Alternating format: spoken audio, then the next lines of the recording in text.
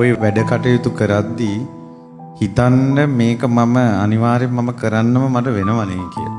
එතකොට කරන්නම වෙන එක හොඳ හිතින් කරන එකද හොඳ නරක හිතින් කරන එකද හොඳ බැන බැන කරන එකද හොඳ කියලා තීරණය කරපුවම ඔයාටම හිතෙනවා මේක හොඳ හිතින් කළා නම් මටත් පිනක් කියලා. කාර්යබහුල ජීවිතේ මම ඕස්ට්‍රේලියාවේ ධර්ම ප්‍රචාරයට ගිය වෙලාවක එහි හෝටලයකට ගියා. අපි හෝටලේ ගියාට පස්සේ එතන හිටපු පුතේ හරි ලංකාවේ ළමෙක් වගේම යට සිංහල කතා කරන්න පුළුවන් බොහොම ආදරෙන් උපස්ථාන කළා. ඊට පස්සේ අවසානයේ කියනවා ස්වාමීන් වහන්සේ මට බණ අහන්න වෙලාවක් දෙන්නේ නැහැ. බොහෝ විට වාහනේ යද්දී බණ ටිකක් දාගෙන යනවා. අසපොල්ට යන්නේ දෙන්නේ නැහැ. භාවනා කරන්නේ දෙන්නේ නැහැ. ඒත් මම කාරණා 4ක් පුරුදු කරනවා. ඒ තමයි මම මගේ හෝටලේට එන අය ගැන තරහ ගන්නෙ නැහැ. ඒක තමයි මගේ මෛත්‍රී භාවනාව. ඊළඟට හෝටලේ එන අය ගැන මම කරුණාව උපද්දවනවා.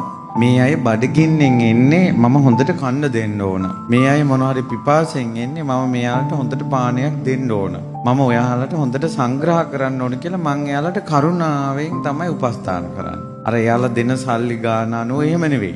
ඊට පස්සේ මම හිතනවා මෙයාලගේ මුදලින්නේ දැන් අපි දිනු වෙන්නේ. ඒ නිසා මගේ සේවය මෙයාට හොඳට දෙන්න ඕන කියන එක මම හිතනවා. ඒක මගේ කරුණාව.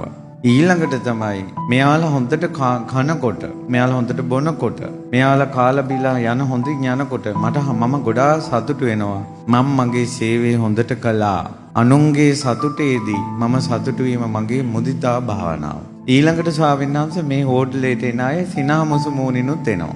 මූණු එල්ලගෙනත් එනවා. hina වෙලා යන අයත් ඉන්නවා, බැනගෙන යන අයත් ඉන්නවා. ඒ දෙගොල්ලටම මම එක විදිහටම ඉන්නවා. ඒක තමයි මගේ උපේක්ෂා භාවනාව කිව්වා. අවුරුදු 24ක පුතේ. බලන්නකො අර හෝටලේ ඉඳලා නිවන හදා ගන්න හැටි. මෙත්තා, කරුණා, මුදිතා, උපේක්ඛා. ඒ වාගේ අපිට ඉන්න තැනම ධර්මයේ පුරුදු කරගන්න ලැබුණ ලොකු දෙයක් මේ මෛත්‍රිය කියන්නේ පුදුම දහමක්. මොකද වැඩිපුරම අපිට තරහ යන එක තමයි වෙන්නේ. වැඩ වැඩි වුණොත් තරහ යනවා. වැඩ ගොඩ වුණොත් තරහ යනවා. වැඩ පට වුණොත් ඒත් තරහ යනවා. වැඩ මං ඇරුණොත් ඒත් තරහ යනවා. උදව් කළේ නැත්නම් ඒත් තරහ යනවා. නේ? හොඳක් නැත්නම් ඒත් තරහ යනවා. ඒකයි. ඒ නිසා ඉන්න තැනම දහම පුරුදු කරගන්න ක්‍රමයක් හදාගන්න.